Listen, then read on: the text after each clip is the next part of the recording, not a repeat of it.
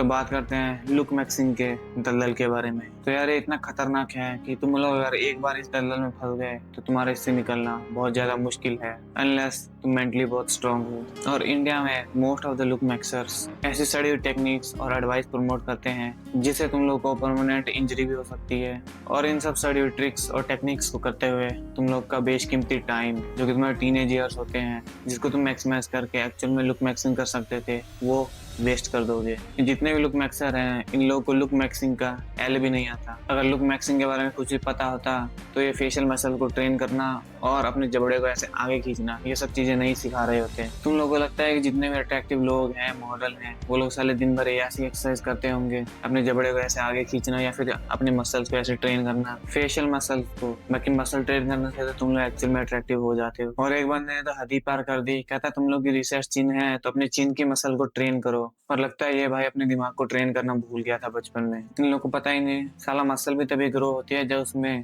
Constant stress पड़ता है। पर जितने भी ये लुक मैक्सर्स हैं, इन लोगों ने एक्चुअल में लुक मैक्सिंग के नाम पर कुछ नहीं किया, बस अपनी स्किन केयर कर ली और हो गई इन लोग की लुक मैक्सिंग। पर एक्चुअल में जो ब्यूटीफुल फेस होता है उसमें भाई सिर्फ स्किन मैटर नहीं करती, बोन्स मैटर करती है। तुम्हारी बोन्स कितनी बड़ी है, कितनी वाइड है और बोन्स की डेंसिटी कितनी ज्यादा है, ये चीजें मैटर करती हैं। और तुम्हारे फेस पे सॉफ्ट टिश्यू कैसे बैठते हैं, इनकी पोजीशनिंग क्या होगी, ये सब तुम्हारे बोन्स के ऊपर डिपेंड करता है। तुम्हारे बोन्स कितने फॉरवर्डली ग्रोन है, तुम्हारी आई शेप क्या होगी, तुम्हारी नोज का शेप क्या होगा, ये सब तुम्हारी बोन्स के ऊपर डिपेंड करता है। साढ़े आंदा जांदा कख नहीं आ जाते वीडियो बनाने। और एक तो साला बोन स्मैशिंग को प्रमोट करता है, उस साले को ये पता ही नहीं है कि बोन स्मैशिंग सिर्फ थ्योरी में काम करती है। बोन को तुम हथौड़े से मारोगे, उसमें माइक्रो फ्रैक्चर आएंगे तो वो ग्रो होगी, लेकिन वो सिर्फ बोन की बात। लेकिन रियल लाइफ में अगर तुम अपने बोन्स पे हथौड़ा मारोगे, पत्थर मारोगे या फिर कुछ और करने का ट्राई करोगे, तो तुम लोग के बोन्स और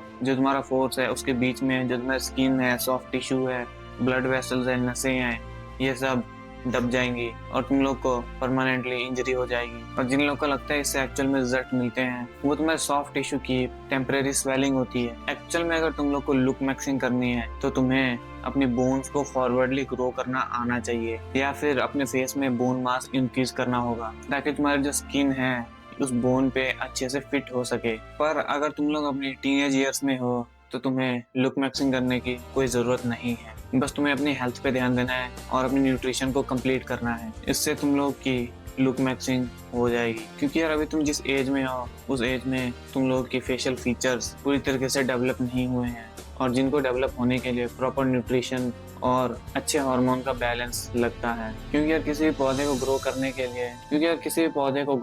लिए अगर हम लोग उसमें खाद, पानी और उसको खाना नहीं देंगे, सनलाइट से दूर रखेंगे, तो वो पौधा सूख जाएगा, ग्रो नहीं हो पाएगा। वैसे ही तुम लोग का फेस और तुम्हारी बॉडी है, अगर इसे प्रॉपर न्यूट्रिएंट्स नहीं मिलेंगे, प्रॉपर रेस्ट नहीं मिलेगी, हार्मोन सही मात्रा में नहीं होंगे, तो तुम लोग कभी भी अपने जेनेटिक पोटेंशियल तक नहीं पहुंच पाओगे। और कोई भी फेशियल एक्सरसाइज करने से तुम्हें हंटर आई नहीं मिलने वाली और ना ही तुम्हें हॉलो चिक्स मिलेंगे और ना ही ये तुम्हारे आईब्रो को लोअर सेट बनाएंगे और ना ही कोई एक्सरसाइज तुम्हारी नाक की शेप को बदल सकती है। एक्चुअल में जो चीज है भाई वो है तुम्हारे बोन्स। ये बोन जितने ज्यादा डेवलप होंगे उतने ही बढ़िया तरीके से तुम्हारे फेस के जो फीचर्स हैं और ओवरऑल सॉफ्ट टिश्यू है इन पे रेस्ट कर पाएगी, जिसकी वजह से तुम लोग का ओवरऑल फेस बढ़िया दिखता है। और जिन लोग की हंटर आई होती है उन लोग का या तो फैट बहुत बढ़िया होता है या फिर उन लोग की जो ऑर्बिटल्स हैं जहाँ पे आई सॉकेट है ये बहुत ज्यादा नैरो होती है और रेक्टेंगुलर होती है। और जिन लोग के हॉलो चीक्स होते हैं भाई, उन लोग के चीक बोन्स बहुत ज्यादा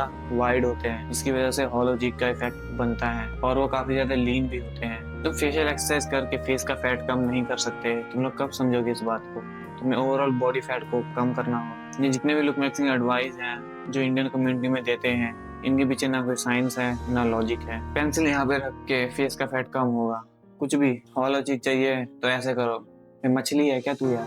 हंटर आई के लिए ये करो, तुम साला ऐसे करके हंटर आई बना के ऐसे करके तुम लोग कहीं जाओगे कितने अजीब लगोगे। लोग तुम्हें देख के बोलेंगे साला मेंटली पागल है। कितना अजीब लगता है तुम लोग जब ऐसे करते हुए जाओगे ऐसे करके और जॉलन दिखाने के लिए, पता नहीं क्या ही लगोगे तुम लोग। तुम लोगों को एक चीज समझनी होगी कि तुम लोग अपने लुक्स को फ्रॉड नहीं कर सकते। जो तुम्हारा बोन स्ट्रक्चर है यही तुम्हारे लुक्स को डिफाइन करता है और तुम्हारे जो हार्मोन्स हैं ये तुम्हारे बोन स्ट्रक्चर को इन्फ्लुएंस करते हैं और जो तुम्हारे हार्मोन्स हैं ये डिपेंड करते हैं तुम्हारे न्यूट्रिशन पे। जितनी बढ़िया न्यूट्रिशन उतनी बढ़िया क्वांटिटी में तुम्हारे हार्मोन्स और उतनी ही बढ़िया तुम्हारा बोन स्ट्रक्चर, और जितना बढ़िया बोन स्ट्रक्चर उतनी ज़्यादा अट्रैक्टिव। पर ज़रूरत से ज़्यादा भी नहीं करना है, फिर वो साला अनकैनी की कैटेगरी में आ जाता है। बेसिकली एक हेल्दी बैलेंस होना चाहिए, और अपने लुक्स को लेकर ऑब्सेस मत होना, क्योंकि लुक्स आर टेम्परेरी, एक दिन ये भी चले जाएंगे। और मैं ये नहीं कह रहा कि तुम्हें अपने लुक्स पे ध्यान नहीं देना चाहिए, बल्कि इसको लेकर ऑब्सेस मत हो। एक हद तक ठीक है, लेकिन उसके बाद तुम खत्म होके बहुत ज़्यादा अजीब लगोगे।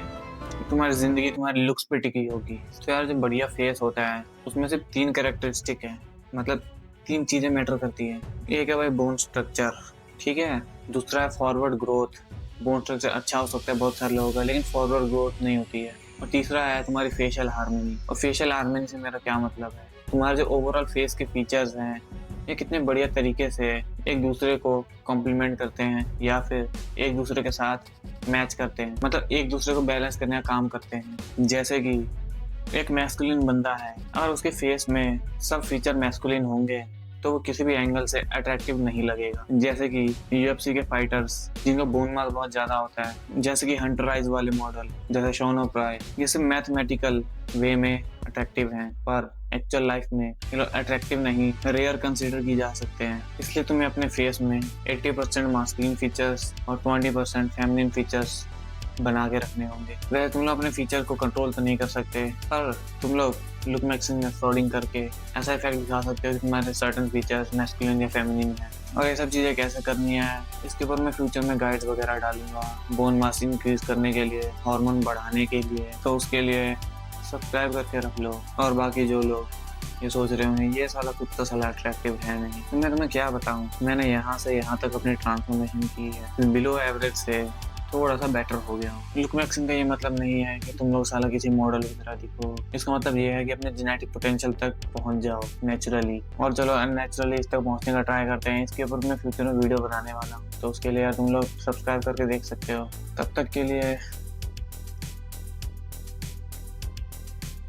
लुक मैक्सिंग के 14